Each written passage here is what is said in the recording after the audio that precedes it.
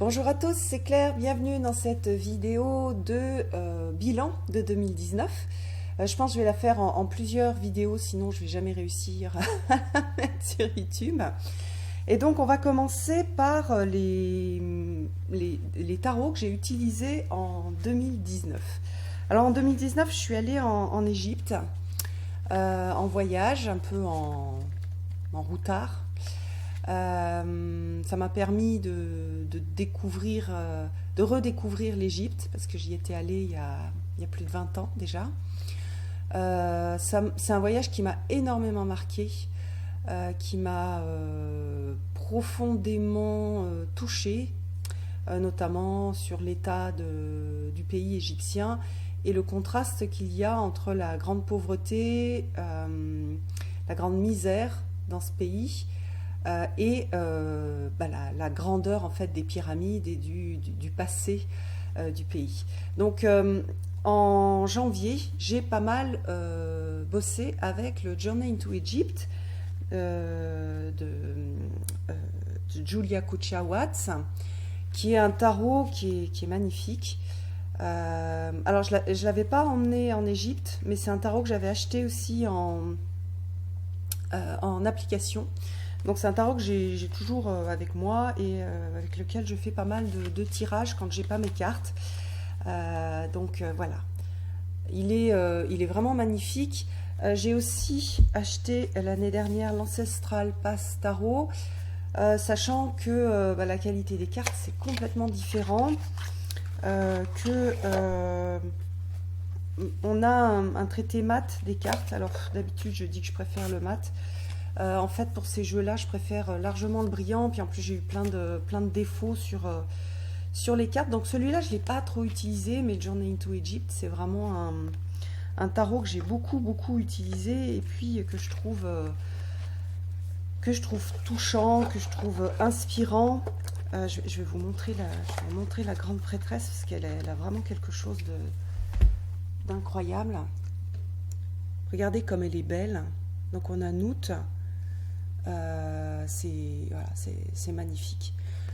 Donc à la suite de ce voyage, j'ai créé un oracle. J'espère qu'il va bientôt sortir. C'est pareil, ça a été une genèse un peu, un accouchement difficile. C'est vrai que l'Égypte, ça m'a énormément fait travailler au niveau mystique, au niveau psychologique. Il y a vraiment beaucoup de choses. Je pensais faire un voyage cool et et merveilleux. Il y a eu cette partie merveilleuse quand on est en bas des pyramides, c'est juste c'est incroyable en fait. On a un ressenti qui est difficile à expliquer, mais par contre il y a eu plein d'autres choses qui sont remontées. Voilà. Après, le panthéon égyptien, c'est un panthéon avec lequel je me sens proche, et plus particulièrement je travaille pas mal avec Seth. Voilà, c'est une surprise, c'est comme ça. Je n'ai pas vraiment choisi. Il y a quelque chose qui s'est passé. J'en ai rêvé, etc. Donc, mais ça fait un petit moment. Hein. Je travaille beaucoup aussi avec Isis, qui pour moi, et puis même au niveau historique, hein, c'est le même archétype que Marie. Donc voilà, avec une représentation différente. Voilà, mais aussi avec Nout, avec Geb, etc. Donc je trouve que le panthéon égyptien, il a l'air exotique, mais en fait il n'est pas exotique du tout, il nous est très proche. C'est pour ça qu'il y a beaucoup de gens qui sont fascinés par l'Égypte et pas mal de gens qui travaillent avec ce panthéon égyptien, parce qu'il est finalement très proche de nous. Donc voilà, alors ça c'est le premier tarot, le Journey into Egypt de Julie Kuchia-Watts. Alors celui sur l'Égypte, c'est un auto-publié qui coûte cher. Je ne sais pas s'il est encore disponible. Et l'Ancestral Pass Tarot, où on a aussi un peu d'Égypte, c'est un mass market, donc avec qu'on peut trouver sur Amazon, avec un tarif de jeu de mass market. Je ne me rappelle plus combien il coûte, mais du style 25 €, enfin quelque chose comme ça. Donc on n'a pas, c'est pas la même chose. Hop, je vous montre, comme ça vous avez le titre. Parce que parfois quand je connais tellement les jeux, je vous dis directement le nom en pensant que que ça va vous parler, mais pas forcément. Donc ça, c'est le premier, c'est celui qui a été un des plus importants, avec un dernier que j'ai utilisé qu'en décembre, parce que je l'ai reçu en décembre. Alors, ensuite, je vais vous montrer celui de décembre aussi, qui a été hyper important. C'est le tarot d'Harry Potter, avec lequel donc j'avais fait un challenge. Et c'est vrai que cette année, plus particulièrement, aussi grâce au challenge, enfin, j'avais commencé en fait à regarder, j'avais envie cette année de regarder de re-regarder tous les films Harry Potter. Donc je me suis refait un petit tour sur les films et puis sur les animaux fantastiques aussi. En décembre, j'ai beaucoup, enfin vous l'avez peut-être vu, j'ai pas mal travaillé en magie avec donc tout l'univers d'Harry Potter. J'avais aussi un calendrier de l'Avent Harry Potter. J'ai des baguettes, j'ai des personnages et en fait je travaille au niveau de la symbolique et je trouve ce tarot très bien fait. En plus dans Harry Potter on a une saga qui est très intéressante, qui ressemble un peu au mythe d'autrefois, hein. Donc on y retrouve les mêmes choses, les forces de courage, etc. Les épreuves, mais c'est des, comment dire, l'histoire est très inspirante et peut être un très bon soutien pour faire de la magie, pour faire du travail psychologique et en symbolique, ce qu'on peut faire aussi avec des dieux et des déesses. Donc voilà, utiliser la pop culture, je trouve ça très intéressant et pour moi, les grandes histoires d'aujourd'hui, elles portent les problématiques de l'humain, elles portent aussi des grandes valeurs qu'on retrouve dans les mythes d'autrefois et qu'on retrouve maintenant dans ces... Pour moi, ce sont les nouveaux mythes, ce sont les nouveaux contes de fées aussi. Ils ont en fait cette fonction d'apprentissage, de soutien et d'inspiration. Donc voilà, Harry Potter pour moi ça a été une grande source d'inspiration en décembre. J'ai un peu laissé de côté puisque je suis passée sur le Witcher, donc je rejoue aux jeux vidéo, je lis les livres. D'ailleurs, je vous conseille, hein, si cet univers du Witcher, du sorceleur vous plaît, je vous conseille les 2 premiers qui sont faits sous forme de nouvelles. Et moi, j'aime bien, en fait, ça fait des petites histoires et ça permet de bien comprendre, en fait, cet univers. Donc, je trouve assez sympa. Puis, bien sûr, il y a la série qui est sortie sur Netflix. Mais c'est pareil, c'est très, très inspirant avec un thème hyper particulier sur la différence, sur... il y a pas mal de choses sur les notions dans ce monde-là avec des races différentes, donc des elfes, des humains, voilà, plusieurs races avec cette idée de racisme, de rejet de l'autre pour sa différence. Donc il travaille beaucoup sur... enfin, il propose pas mal de réflexions sur... oui, sur la différence et sur les difficultés de vivre la différence parce qu'elle fait peur en fait. On est beaucoup sur les peurs. Je trouve qu'il y a vraiment ça. Il y a aussi, sur ce thème-là, il y a aussi pas mal la place de la femme, avec certaines femmes qui s'émancipent. Alors c'est pas du tout un univers, c'est un univers très macho en fait. Où on a vraiment c'est un peu la loi du plus fort. Donc les femmes sont pas forcément très bien traitées, mais on a les sorcières, donc qui sont cette figure aujourd'hui, et notamment dans le monde anglo-saxon, de la femme libre.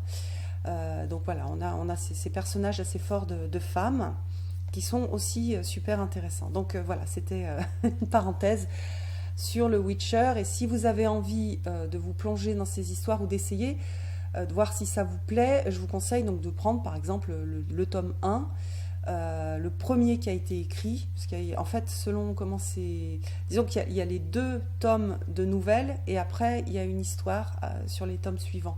Donc il faut bien prendre le premier qui a été écrit avec ces nouvelles. Moi j'ai beaucoup aimé en fait. Et puis c'est facile à lire, c'est une traduction il est polonais, Donc c'est une traduction du polonais. Donc quand on a des traductions, très souvent c'est beaucoup plus facile à lire parce que le langage utilisé pour la traduction est assez simple. Voilà. Donc ça c'était le deuxième tarot. Alors ensuite je vais faire un peu en vrac, puis je vais aller un peu plus vite. J'ai pas mal bossé sur le Lily Black. D'ailleurs je ferai après une vidéo sur... si j'ai le temps, peut-être je la ferai un peu plus tard sur les jeux avec lesquels j'ai envie de travailler, et j'ai plus envie maintenant de prendre le Lily White. Mais en 2019, j'ai pas mal fait de tirages avec ce Lily Black. J'aime beaucoup en plus l'associer avec d'autres jeux de cartes. Les cartes, la qualité des cartes est vraiment super. On a des cartes qui sont de très bonne qualité et qui glissent. Alors que souvent, quand on a une épaisseur et une qualité avec un toucher particulier de cartes, les cartes ne glissent pas, mais là, si. Et du coup, il est super agréable à prendre en main. En fait, j'adore le bruit qu'il fait. Je ne sais pas si vous allez entendre. J'adore ça. C'est vrai qu'il a ce même crissement que le Wild Unknown, tout en étant beaucoup plus facile à manier. Donc voilà. Je le trouve très très beau. Et il a ce... Comment dire, c'est une sorte de vibration d'ermite, de petite lumière dans le noir. Donc voilà, c'est un petit peu comme si on avait notre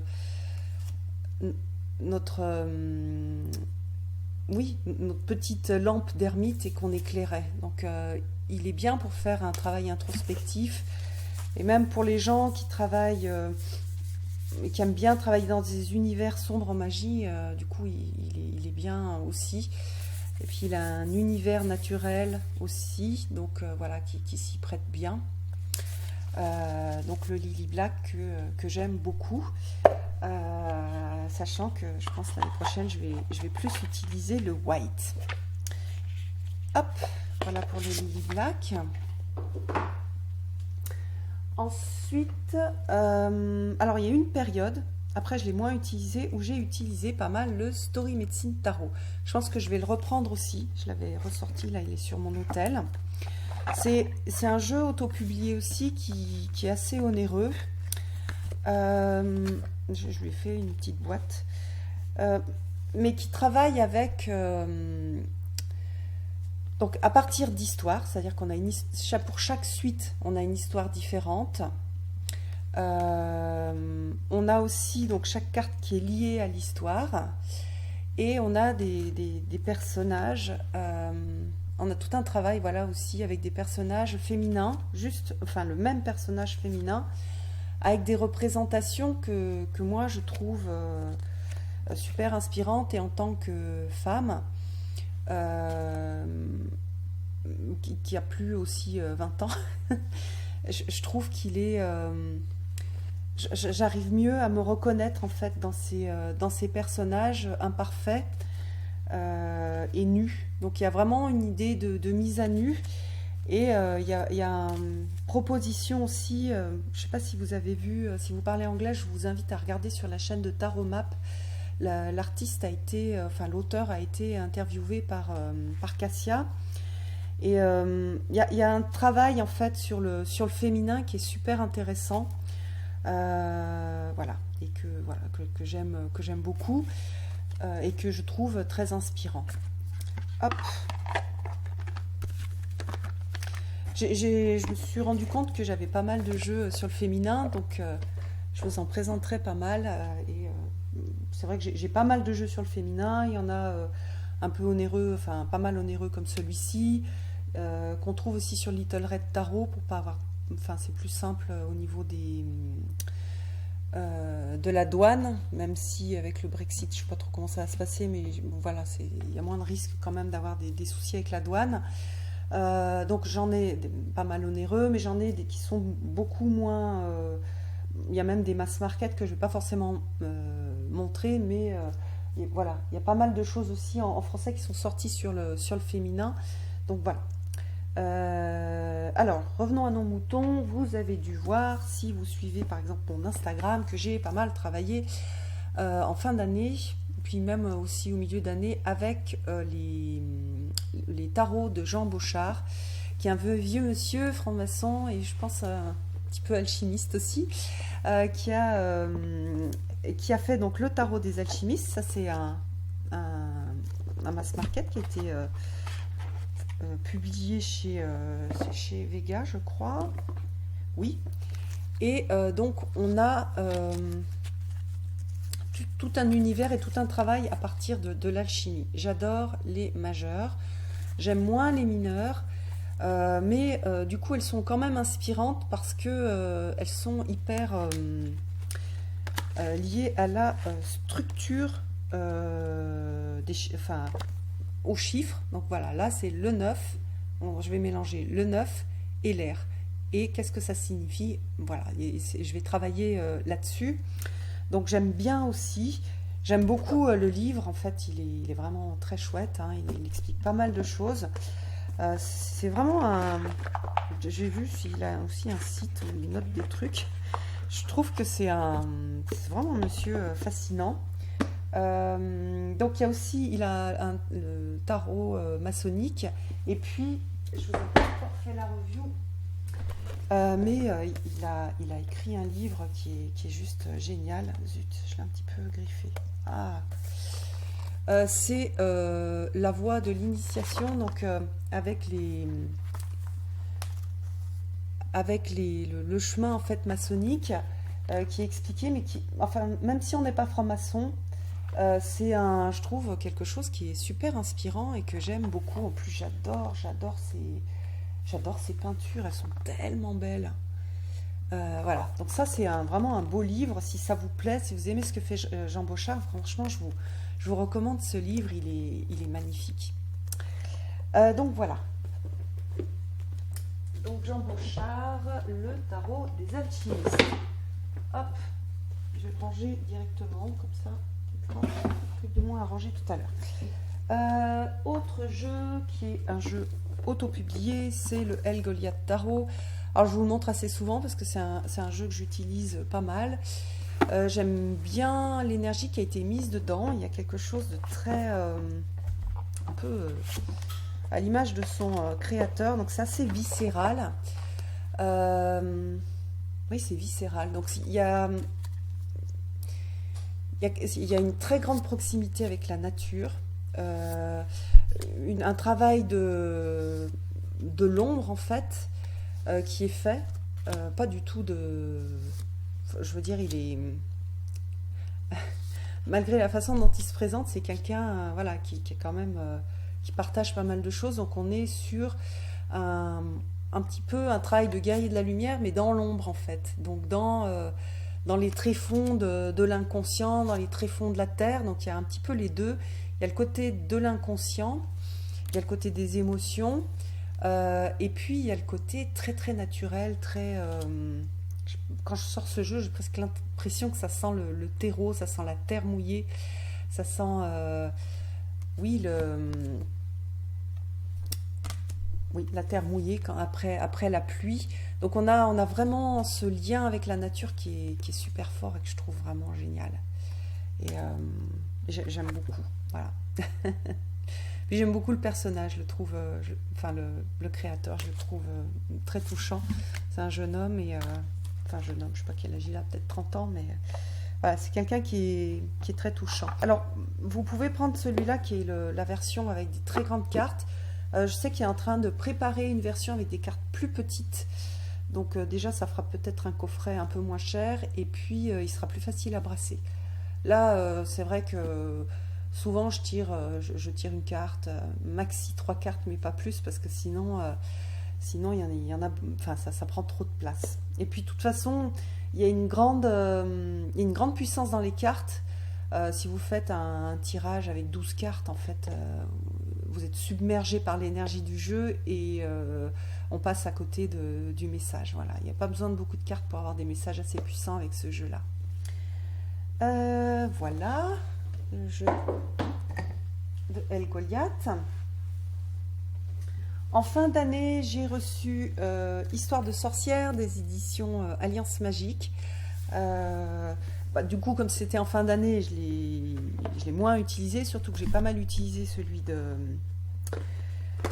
Harry Potter, mais je l'aime bien. C'est un Rider-Waite qui est super mignon. C'est une traduction d'un jeu en anglais. Et bon, vous l'avez déjà, je ne vais pas rester 3 heures dessus, mais vous l'avez déjà vu. Il y a ce côté de petites sorciers, petites sorcières, ce côté milieu naturel, mais quand même moderne. Et moi, je le trouve très bien fait. Je le trouve très agréable. Alors déjà, la qualité des cartes est super. Hein, c'est vraiment, il est agréable à toucher et à utiliser. Et puis, il a une bonne vibration. Il n'est pas du tout effrayant.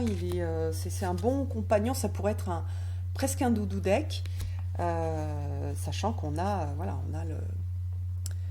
on a l'énergie du Rider-Waite, donc on n'a pas que des choses qui sont lumineuses, mais la façon dont c'est présenté, ça fait, il y a un côté un petit peu enfantin, hein, un petit peu BD, et du coup, je sais qu'il a beaucoup plu. Il y a beaucoup de gens qui ont accroché et qui l'utilisent, et je trouve que c'est mérité parce que il y a eu vraiment un joli travail sur ce jeu. Hop. Donc voilà, c'est chouette que les éditions Alliance Magique, enfin Arcana Sacra, les traduit. Et puis ils ont fait un super joli livre. Donc voilà, il y a aussi l'objet qui est très sympa. Hop. Alors le suivant c'est un tarot que j'ai eu, que j'ai plus eu et que j'ai à nouveau, qui est le tarot de la forêt enchantée. Alors c'est un tarot qu'on m'avait prêté à l'époque, avec lequel j'avais un petit peu travaillé, mais donc j'avais dû le rendre. Et là, je l'ai reçu à nouveau. J'ai demandé aux éditions Vega qui ont bien voulu me le renvoyer pour vous le présenter correctement. Alors c'est un jeu que je trouve super intéressant. C'est un petit peu la deuxième version, c'est-à-dire il y avait le Greenwood avant, qui a été créé avec d'autres illustrations. J'ai prévu de faire un travail dessus avec des tirages tous les jours pour mieux comprendre sa structure et puis pour faire, pour profiter un petit peu de son énergie particulière. Je ne sais pas si je le ferai moi toute seule ou si je le partagerai. J'avais préparé un petit moment, j'ai pas eu le temps de le faire et l'idée c'était de mieux le connaître et aussi donc même si si je le partage, ce serait que pour que vous puissiez aussi faire ce travail avec éventuellement le tarot qui vous plaît. Mais moi l'idée c'était d'utiliser la structure du jeu pour créer des tirages journaliers, mieux comprendre du coup la structure du jeu et puis après faire des tirages qui soient intéressants. Je verrai si je le fais plutôt. Moi, je vais pas le faire en février. En février, je serai pas là. Même si je publie des vidéos, je pourrais pas trop interagir parce que je serai loin et j'aurais pas forcément accès au Wi-Fi. Donc voilà. Je pense que ça sera plutôt mars. Donc j'aime beaucoup le travail. Alors c'est Mark Ryan et John Matthews qui ont travaillé dessus, donc il y a quelque chose de très... il y a vraiment quelque chose d'incarné chez eux qui est super intéressant. Après, c'est un vieux jeu. Du coup, on a un dos qui est pas très beau. Je vais voir si je le coupe ou pas, parce qu'alors vraiment, les mentions légales là, des deux côtés, c'est juste immonde. Par contre... on a une ambiance celte qui est très intéressante, qui est avec je trouve des cartes. J'avais le tarot des druides que j'aime beaucoup aussi. Là, le style est un petit peu différent et il y a quelque chose de beaucoup plus puissant en fait. On sent en fait la puissance de la forêt, la puissance de la nature, je vous le remontre. Et on a des... Donc là, c'est pas basé sur, comme le tarot des druides, sur une histoire. Là, on est sur des principes de celtes, hein, puisque je crois que John Matthews, il- bon, déjà, il est très très... il suit un peu cette religion celte. Et donc voilà, il présente des choses, donc ça permet d'apprendre et puis de reconnecter une partie ancestrale. C'est vrai que souvent on pense que les Celtes, c'est les Celtes irlandais ou la Bretagne. En fait, si on regarde un petit peu le peuple celte, il y a eu toute une migration qui vient de la partie centrale de l'Europe, comment est-ce qu'on appelle ça, indo-européenne, et ils ont traversé en fait toute la France pour arriver après en Bretagne et puis après dans les pays anglo-saxons. Mais cette présence celte, elle a été très forte en France, pratiquement sur tout le territoire gaulois. D'ailleurs, les Gaulois, ce sont des Celtes. Et alors, pourquoi est-ce qu'on retrouve cette culture celtique plutôt juste en Bretagne et puis Irlande, une partie de l'Angleterre? C'est parce qu'il y a eu donc les Romains qui sont venus et donc on retrouve beaucoup moins de traces de la culture gauloise parce qu'elle a été un peu écrasée par la culture romaine. Mais dans les campagnes reculées, par exemple en Haute-Loire, c'est ce que je suis en train de bosser un petit peu là-dessus parce que j'ai des origines de la Haute-Loire et de l'Ardèche. Donc dans ces coins reculés, on retrouve énormément de choses qui sont liées à cette culture celte. Donc quelque part, toutes les personnes qui ont vécu en fait, qui ont des origines, donc un peu des Gaulois, des Gaulois, il y a une partie aussi de l'Italie, etc. Donc il y a énormément de gens qui ont des racines celtes sans être forcément nés ou avoir des origines bretonnes, parce que j'ai des origines bretonnes aussi. Donc en fait, cette culture celte, elle nous touche aussi. Mais je pense que même si on n'a pas, on va dire, dans notre ADN une lignée celte, on vient tous au niveau de notre héritage, nos ancêtres, ils ont vécu dans la nature en fait, au contact avec la nature, avec cette nature qui était et fascinante, et très généreuse, et très dangereuse. Et en fait, on retrouve des choses qui sont communes un petit peu partout dans le monde parce que les conditions de vie étaient très similaires. Donc on a ce lien avec la nature qui est très fort et qu'on a dans la culture celte et qu'on voit dans ce jeu et que du coup moi j'aime beaucoup.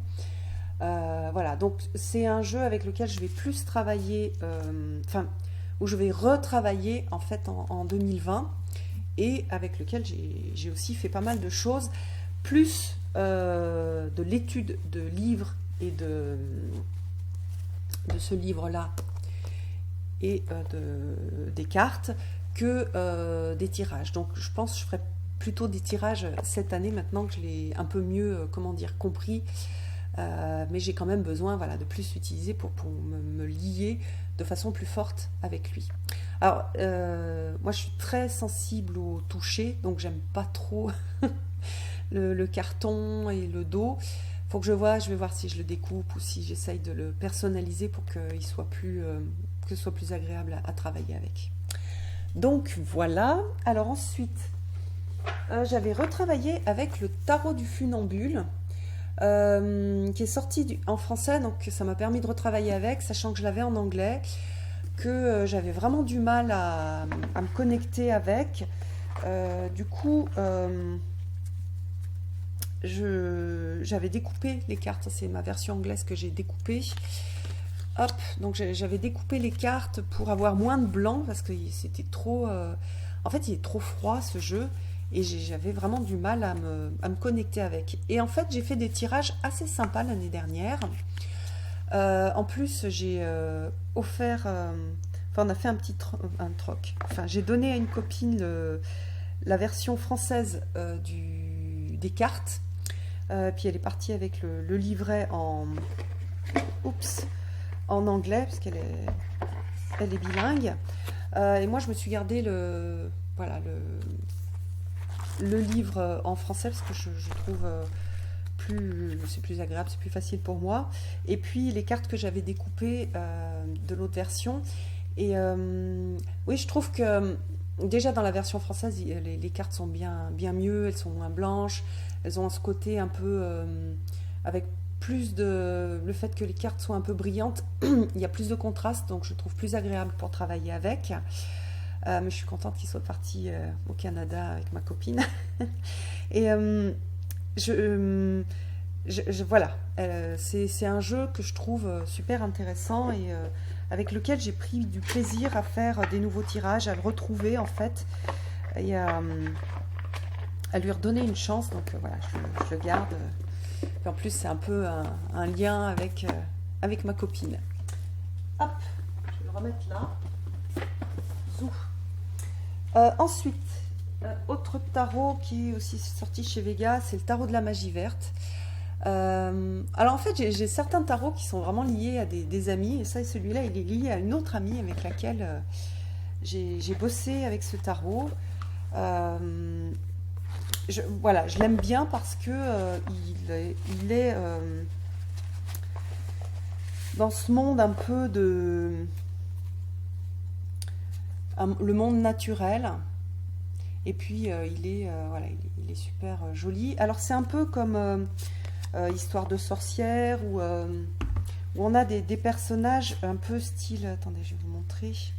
Un peu moins BD que Histoire de sorcière, mais voilà, ce sont des illustrations qu'on peut retrouver. Voilà, c'est avec un type d'illustration qui est plus doux, qui fait plus conte pour enfants que ce qu'on peut voir dans le tarot de la forêt enchantée. Donc bon, vous le connaissez aussi, je sais que beaucoup de gens l'aiment bien. Pour moi, c'est vraiment un joli tarot. Alors, je l'ai plus utilisé que l'Histoire de sorcière parce que je l'ai depuis plus longtemps. J'aime bien en fait la douceur des illustrations. Il fait très Noël en fait quand on regarde le dos. Je sais plus quand est-ce qu'il est sorti. Je me demande s'il n'est pas sorti en 2018. Bon, c'est pas noté. Mais bon voilà, je l'ai pas mal utilisé et j'ai beaucoup aimé l'utiliser, j'aime bien, il est pareil, il a ce côté un petit peu il a plus de douceur, un petit peu moins de dynamisme que Histoire de sorcière, mais pour moi c'est un jeu qui est un peu du même type, voilà, avec un peu le même type de ressenti en fait quand je le prends. Voilà, c'est un Rider-Waite, donc je sais exactement ce que je vais avoir dans un univers. Alors il y en a un, c'est sorcière, là aussi un petit peu, mais plutôt de magie verte, avec ici des représentations un peu différentes, là un petit peu plus doux, l'autre un petit peu plus punchy, mais voilà, pour moi ils ont quelque chose de commun. Alors ensuite, il m'en reste 3 et c'est 3 auto-publiés. Alors il y en a un avec lequel j'ai continué à bosser qui est Art History Tarot for Past Lives. Donc c'est un tarot qui a été développé pour travailler sur les vies antérieures. Donc où on a à chaque fois... donc c'est bien un tarot. Moi je ne l'utilise pas du tout comme un tarot. Je l'utilise vraiment juste pour ce travail sur les vies antérieures. Où on a donc des dates, on a des périodes, on a des états, enfin des types de, par exemple, voilà, soldat, l'amitié, le fils, etc. Donc il est super intéressant. Il est imparfait comme tous les jeux sur les vies antérieures, mais c'est le moins imparfait que j'ai vu pour l'instant, parce que je trouve que c'est celui qui est le plus complet. Les autres sont quand même super légers. Là, il y a la possibilité de faire pas mal de choses. Donc, il est en anglais. C'est pareil, c'est un auto-publié. Pour l'instant, j'ai juste fait des tirages, on va dire, assez simples. Je vais commencer à travailler avec son workbook. J'ai pas trop, enfin j'ai juste commencé. Enfin, il faut que j'aille un peu plus loin. Euh, j'ai pas fait, voilà, j'ai pas fait grand chose avec. Pour l'instant, je me suis plus familiarisée avec comment faire fonctionner ce jeu. Je sens qu'il va falloir que comment dire, que j'adapte les tirages à la façon que j'ai de travailler. Donc ça va me demander pas mal de travail et je vais voir selon, voilà, selon mon inspiration, comment est-ce que je travaille beaucoup ou pas avec cette année, sachant que le travail des vies antérieures, c'est assez, ça brasse pas mal. Donc je peux pas me dire, oh, bah tiens, au mois de mai, je vais travailler sur mes vies antérieures pendant tout le mois de mai. Je trouve que ces genres de tirages, on va faire un tirage et puis après on en a pour presque plus, je dirais oui, plusieurs mois à un peu intégrer le tirage. Euh, voilà, surtout que c'est un peu oui ce que j'ai constaté, c'est-à-dire que il y a le tirage et après il y a quelque chose qui se passe euh, un peu au niveau de l'inconscient et ça continue un petit peu à bosser après le tirage. Donc voilà. Et pour l'instant, je l'ai fait. Pour l'instant, bon, je fais comme d'habitude, c'est-à-dire je ne travaille que pour moi, que sur mes vies antérieures. Pour l'instant, j'ai fait aucun travail avec personne d'autre. Je verrai si je fais ou non, si j'étends ou non, voilà, ce type de tirage à d'autres. Parce que je trouve que dans le travail avec les vies antérieures, on ne peut pas être que spectateur et juste recevoir un tirage avec quelqu'un qui nous dit voilà, vous avez vécu ça, et ça explique telle ou telle chose. Il y a quelque chose il y a un travail à faire soi-même aussi. Voilà, c'est pas, on peut pas être juste spectateur, sinon ça sert à rien en fait. Voilà, c'est sympa, c'est rigolo. Ça peut être intéressant un peu, mais je pense que que c'est pas très utile. Voilà. Alors, ensuite, mon chouchou, je vous le montre à chaque fois, mais bon, je vais vous le remontrer. On m'a demandé une review, j'ai vu que j'avais pas fait de review. Je croyais que je l'avais faite, et en fait, non. C'est le Numinous Tarot. Donc, c'est un jeu autopublié que j'aime beaucoup. Voilà, je sais pas comment dire, c'est un jeu qui me touche énormément. J'adore les illustrations, j'adore l'énergie comment dire, qui ressort de ce jeu. Il a énormément de délicatesse. En plus, il travaille sur la différence. Donc là, elle est présentée plutôt sous la forme du genre, mais il travaille sur les traumatismes. Il a une très très grande douceur et il est très ouvert. C'est un jeune homme, je pense qu'il n'a même pas 25 ans, l'artiste, enfin l'auteur, et il a fait un super boulot. Et puis j'aime bien aussi les suites, voilà, les deniers ce sont les tomes, donc il y a quelque chose sur le savoir, sur l'apprentissage et sur les livres. Donc moi j'aime bien en fait. Je m'y retrouve bien. Chaque fois je vous en parle et en fait je sais pas comment expliquer pourquoi je l'aime autant. Mais voilà, il y a quelque chose de particulier avec ce jeu. Ensuite, j'ai un autre jeu que j'ai pas mal utilisé puisque j'ai fait une sorte de challenge, en tout cas dans le Walk with Mary. C'est le Mysteries of Mary, donc avec plein de petits hôtels, en fait, c'est que des hôtels. Alors j'ai beaucoup travaillé avec l'année dernière. J'ai pris de la distance, j'ai vu les choses qui me convenaient, les choses qui étaient moins, comment dire, moins juste pour moi, avec ce jeu-là, comme avec tous les jeux, hein, en fait, après, il faut se l'approprier. Donc, par exemple, c'est vrai que je me rends compte que moi j'ai plus un, je me sens, comment dire, plus inspirée, plus touchée quand j'ai des représentations de Marie qui sont très, voilà, des petits hôtels dans des petits endroits avec une Vierge en bois toute simple. C'est vrai que les autres, ça fait très Amérique latine. Voilà, avec beaucoup de fleurs, beaucoup de symboles. Alors les cartes sont intéressantes hein, parce qu'elles travaillent aussi, notamment voilà, dans ces représentations sur les contes de fées. Il y a beaucoup de choses dans ce jeu-là.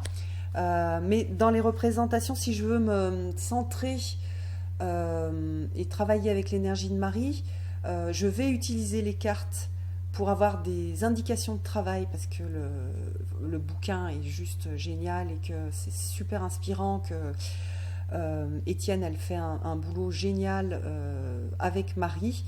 Mais au niveau des représentations, moi c'est pas ces représentations là que je préfère. Donc voilà, je le prends comme un, comment dire, je vais, par exemple, je vais, je l'ai pas mal utilisé en fait en prenant une carte par mois. Je vais avoir la carte, je vais regarder les symboles sur la carte, je vais lire, et c'est ça qui est le plus inspirant, le livre et ce que Étienne a mis derrière la carte. La plupart du temps, je suis complètement, comment dire, bouleversée par ce qu'elle a écrit. Enfin, en tout cas, ça me touche énormément.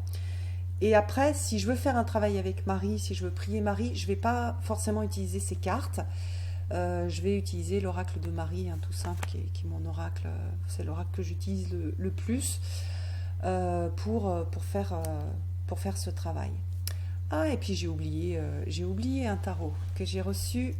Quand est-ce que je l'ai reçu? En fin d'année? Non, je l'ai reçu cette année. Donc voilà, il n'est pas, il est pas dedans. Ok. Donc voilà, je vous ai montré beaucoup de choses. J'espère que ça vous aura inspiré, que ça vous aura plu, que vous aurez passé un bon moment. Sous la vidéo, vous pouvez me mettre aussi un ou deux tarots qui vous ont particulièrement marqué en 2019, que vous avez beaucoup utilisé. Et puis je vous donne rendez-vous pour une prochaine vidéo sur les oracles. À bientôt!